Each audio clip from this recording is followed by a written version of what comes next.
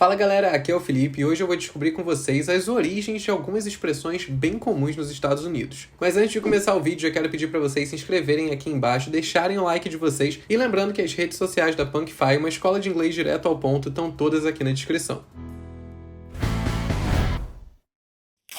Cada país tem as suas próprias expressões e é bem comum que mesmo aquelas que a gente usa muito, a gente não faça a mínima ideia de onde que vieram. Então nesse vídeo aqui a gente vai analisar algumas expressões bem comuns nos Estados Unidos, dar uma olhada nas principais teorias de origem dessas expressões e também vou trazer para vocês o que a gente diz aqui no Brasil no lugar daquela frase que a gente está vendo em inglês. Começando por break a leg, que traduzindo significa quebre uma perna. Essa expressão ela é bem comum no meio do teatro e ela é usada para desejar sorte aos atores que vão entrar em cena. Aqui no Brasil a gente tem a expressão merda, que é utilizada para a mesma coisa, né? Para desejar boa sorte aos atores. É claro que como várias expressões que estão aqui nessa lista são muito antigas, é meio difícil da gente rastrear exatamente onde que elas nasceram e qual que é a origem delas. Mas existem algumas teorias ao redor de break a leg. Uma delas seria pautada em superstição, ou seja, como você está desejando uma coisa ruim para a pessoa que vai entrar em cena, você meio que conseguiria driblar o destino e fazer então acontecer uma coisa boa. E a outra delas, que eu particularmente acho que tem mais chance de ser a origem verdadeira, é de que no final da peça é comum que os atores agradeçam, e na hora que eles vão agradecer lá na frente, eles dobram a perna, né, para poder fazer ali o agradecimento para a plateia. E que esse movimento de dobrar a perna dos atores poderia ser interpretado como uma quebra na perna. Então, ao desejar que um ator break a leg, você basicamente está desejando que ele chegue até o final do espetáculo, consiga fazer o agradecimento, quer dizer que no final deu tudo certo. Continuando, a gente tem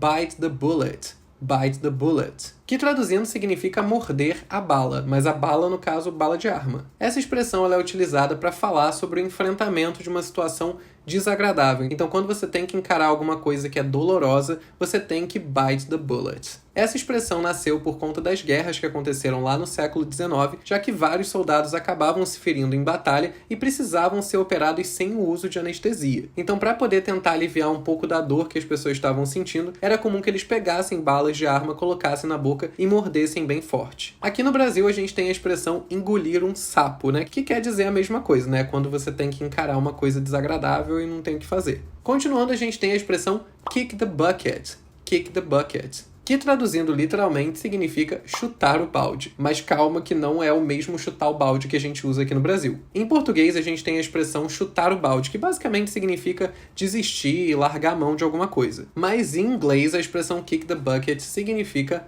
morrer. A origem dessa expressão também é um pouco incerta, mas muitos historiadores acreditam que ela veio das forcas. Quando uma pessoa ia ser enforcada, era comum que ela ficasse em cima de uma cadeira ou em cima de um balde, né, quando não tinha aquele alçapão, porque eles precisavam tirar alguma altura ali para a forca poder matar a pessoa. E aí, como muitas pessoas tinham esse balde chutado para dar fim à vida delas, daí teria vindo a expressão kick the bucket para falar de morte. Inclusive, essa expressão originou uma outra expressão, que é bucket list, que traduzindo seria algo como a lista do balde. A bucket list é uma lista com tudo que você quer fazer antes de morrer. Então seria a sua lista do balde, porque é a lista de tudo que você vai fazer antes da hora do balde. Continuando, a gente tem let the cat out of the bag. Let the cat out of the bag. Traduzindo seria deixar o gato sair da sacola. E essa expressão significa revelar alguma coisa por acidente. Então você contar um segredo sem querer. A origem desse termo é bem interessante e é lá do período medieval. O que acontece? Nos mercados medievais era muito comum das pessoas venderem porcos dentro de sacos. Só que como porcos eram mais caros do que gatos, né? Porque gatos as pessoas pegavam na rua, muita gente, para poder enganar os clientes, colocava gato dentro do saco e vendia falando que era um porco. Só que aí o que acontecia é que algumas vezes o gato pulava fora do saco antes da transação se concluir e a pessoa saía prejudicada porque descobriam que ela estava enganando. Então, se o gato saísse do saco antes da compra ser efetuada, não dava certo. E aqui no Brasil a gente tem a expressão dar com a língua nos dentes. E por último, a gente tem uma expressão muito popular que é a piece of cake.